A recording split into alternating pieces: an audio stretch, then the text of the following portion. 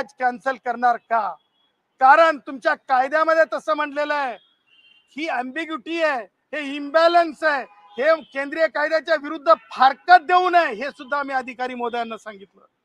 आनंदाची गोष्ट ही आहे, अधिकाऱ्यांवर कारवाई करतील, रागात येतील प्रताप सरनाईक, परंतु सांगना आवश्यक है, प्रताप जी आपके अफसरों ने भी ये कहा, हमारी बात से सहमति रखी कि कानून को टटोलना पड़ेगा, कानूनन टटोलना पड़ेगा, क्योंकि फैक्ट के साथ कानून को हमने बताया, ये उन्होंने माना.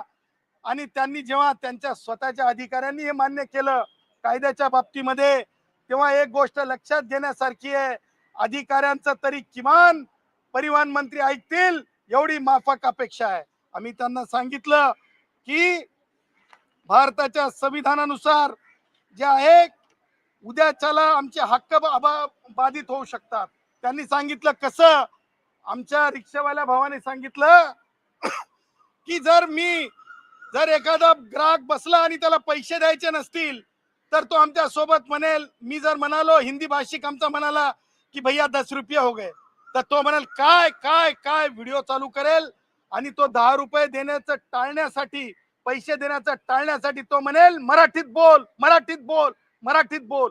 भाषेचा अपमान करेल, भाषेला खंडणीसाठी वापरेल, भाषेच्या नावावर देशाला तोडण्याचा प्रयत्न करेल, व्यसनाधीन होऊन तो जे जे काही चुकीचं करता येईल ते करेल. अशा प्रकारचं कोलीत दिलं जाऊ शकत नाही, हे आज आम्ही मान्यवर अधिकाऱ्यांना सांगितलं. मान्यवर अधिकाऱ्यांनी आम्ही सांगितलं की 1 मे हा महाराष्ट्र दिन आहे, हा कामगार दिवस आहे. हे कामगार दिवस का निवडला तुम्ही दत्तोपंत ठेंगडी मान्यवर यांच्या विचाराची पडताळणी करण्यासाठी निवडला, त्या चुलीला बंद करण्यासाठी निवडला, त्या मुलाबाळांची आबाळ होण्यासाठी निवडला. आणि आम्ही सांगितलं की असं होता कामा नये, आम्ही चिंतित आहोत, आम्ही कष्टकऱ्यांसाठी आहोत. आणि त्यावर अधिकाऱ्यांनी सांगितलं, आणि तुम्हाला सांगतो अधिकाऱ्यांचं जे भाष्य आहे की हो कायदा आम्ही तपासूत, हो तुम्ही सांगितलेल्या फॅक्ट देखील महत्वाच्या आहेत, हो या सगळ्या बाबी लक्षात घेता कारवाईच्या नावाखाली कुणाचे हक्क जे बाधित होणार नाहीत या बाबतीत देखील अधिकाऱ्यांनी सुद्धा चिंता व्यक्त केलेली आहे. त्यामुळे सांगायचं तात्पर्य हे, अधिकाऱ्यांना जे अधिकार संविधानात दिलेत त्या अधिकाराचा वापर करावा आम्ही सांगितलं. आम्ही अधिकाऱ्यांना आज एक सूचना केली की एखाद्या वेळेस मंत्री चुकीचं सांगत असतील, कारण आमच्या समोर उदाहरण विलासराव देशमुखांचं आहे, त्यांनी सानंदाच्या प्रकरणामध्ये फोन केला होता, सुप्रीम कोर्टाने डटावलं होतं. आम्ही तेच उदाहरण दिलेलं आहे की अधिकाऱ्यांना जर मंत्री चुकीचं सांगत असतील, चुकीचा सल्ला देत असतील तर तो सल्ला ऐकला जाऊ नये, त्या सल्ल्याच्या ऐवजी कायदा काय म्हणतो ते ऐकला जावं, असं देखील आम्ही अधिकाऱ्यांना विनंती केलेली आहे. एकंदरीत आजचं बोलणं कष्टकऱ्यांच्या बाबतीत आम्ही अधिकाऱ्यांच्या माध्यमातून शासनापर्यंत पोहोचवलं. आम्ही माननीय मोदीजींचा जय जयकार केलेला आहे त्यांच्या कक्षात. आम्ही त्यांच्या कक्षामध्ये जे मोदीजी श्रमवीर म्हणतात कष्टकऱ्यांना, त्यांचा जय जयकार केलेला आहे. आणि जय जयकार करून आम्ही रणशिंग फुकलेला आहे की कष्टकऱ्यांची कोणत्याच प्रकारे अपमान होऊ देणार नाहीत. आणि आम्ही रणशिंग ह्याच्यासाठी म्हणत आहोत की प्रताप सरनाईक नाव घेऊन जे बोलत आहेत, सांगत आहेत असं तसं, मी नाही त्यातली जी वात्रटिका आहे कडी लावातली, त्या प्रकारे जे वक्तव्य करत आहेत त्यांना आम्हाला सांगायचं आहे की याच्यामध्ये आम्ही तुमच्या बैठकांसाठी तयार नाहीत. तुम्हाला जर बोलायचं असेल तर रिक्षा स्टँडवर या, ही आमची डंकेची चोट पेताना भूमिका आहे. आणि रिक्षा स्टँडवरच त्याचा निर्णय करा. आणि जोपर्यंत हा निर्णय होणार नाही तोपर्यंत एकाही कष्टकऱ्याला, लक्षात घ्या महत्वाची एक गोष्ट, आज अधिकाऱ्यांनी सांगितलं जर एखाद्याने बॅच रद्द केला तर काय झालं. बघा किती शहाणपणाचं बोललेत प्रताप सरनाईक, ते बघा अधिकारी किती शहाणपणाचं बोललेत. ते अधिकारी बोलले पाटील मॅडमला, जर एखाद्याने चुकीचा जर हे केला, बॅच किंवा लायसन रद्द केलं तर अपील करता येते. बघा किती हुशार आहेत ते, त्यांनी स्वतः सांगितलं. म्हणजे ते सुद्धा एक कष्टकरी आहेत आणि कष्टकऱ्याची भाषा ओळखली जाऊ शकते.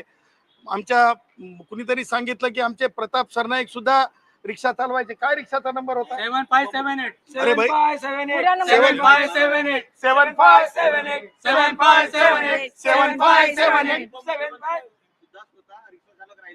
हो मग 757 त्यांचा गाडी आम्ही रिक्षा नंबर सांगायलो. रिक्षा नंबर आमच्या कष्टकरी ते शोधून काढले. 778 जेव्हा ते पहिले रिक्षा चालवायचे तेव्हा त्यांचा गाडी नंबर होतो, मॉडेल नंबर पण पाहिजे. आमच्या जवळ सगळंच आहे, आमच्या जवळ सगळंच है। इसीलिए हम कहते हैं युवाओं के और कष्टकरियों के नात को नहीं लगना। कल भी हमने कहे थे उद्धव ठाकरे हो जाता है जो विरोध में जाता है, जो विरोध में जाता है वो उद्धव ठाकरे हो जाता है। रॅपिडो बुक करून परिवहन आयुक्त कार्यालयात आलात, त्यांच्या भेटीला आलात, नेमकं काय म्हणजे रॅपिडो करून तुमची मोठी गाडी आहे पण रॅपिडो वरून आलात तुम्ही काम करता? आम्हाला प्रतिकात्मक प्रताप सरनाईकांना हे सुचवायचं होतं की ज्या आविर्भावामध्ये तुम्ही मंत्रालयाच्या समोर एक स्टंट केला होता, चमकोगिरी केली होती, चमकोगिरी कारण मित्र आहेत, परंतु आता कष्टकऱ्यांच्या बाबतीमध्ये कष्टकऱ्यांच्या शब्दामध्ये त्यांना सुनवावं लागणार आहे। तुम्ही ज्या प्रकारे केलं त्याच्यानंतर मग दहीहंडीचा सण आला, तो आमचा सण आहे, तो सण सुद्धा आमचा तुम्ही कॉर्पोरेट करून टाकला। परत तुम्ही सांगितलं की ती कंडिशनल 30 तारीख, ती 30 तारीख निघून गेली। प्रताप 30 तारीख निघून गेली आणि रॅपिडो बाईकचा प्रताप आणखीन चालू आहे। आणि म्हणून जयश्री पाटील सदावर्ते आणि आमचे कष्टकरी रिक्षावाले आम्ही त्यांना दाखवण्यासाठी आलोत की हे तुमचं फेल्युअर आहे, हे तुमचं फेल्युअर आहे, हे तुमचं फेल्युअर आहे दाखवण्यासाठी आम्ही आलो।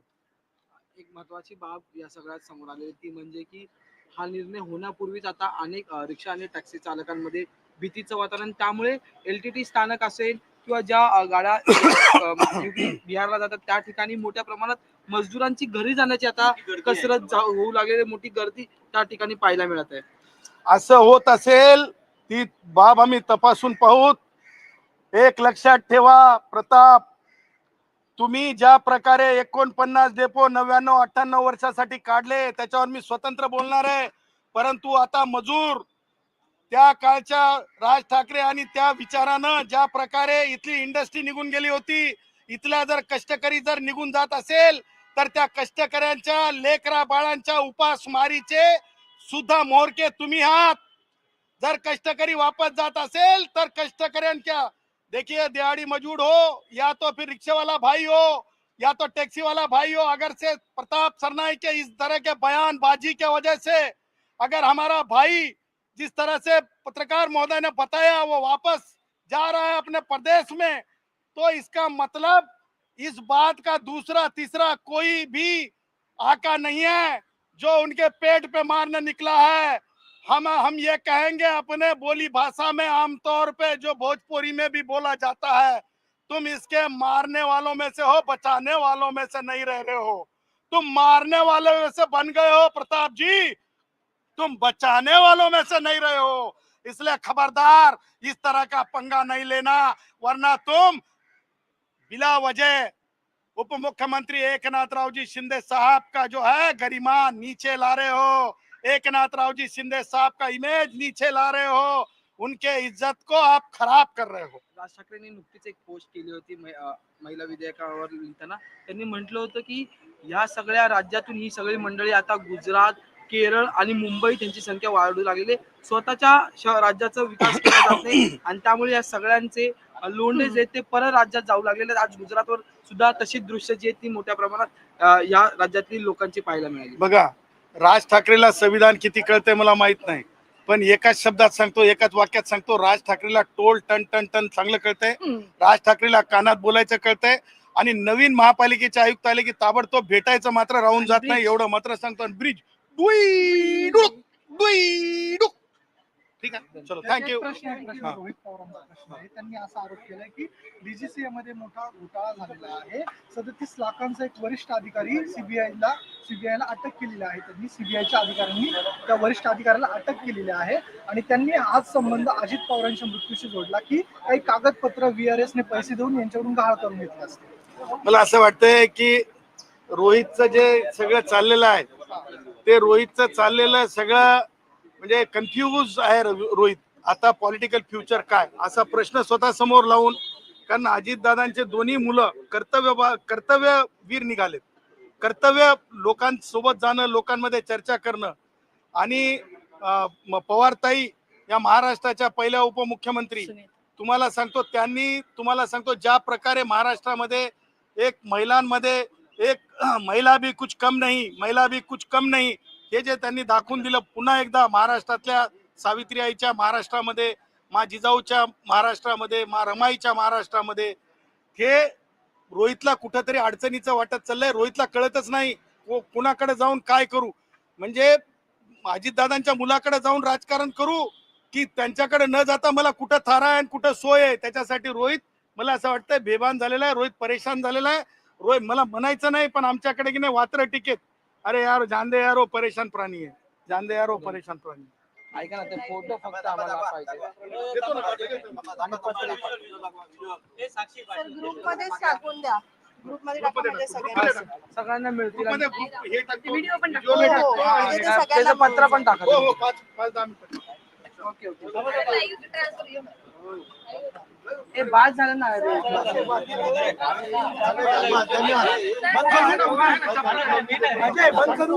आता सांगा आम्हाला.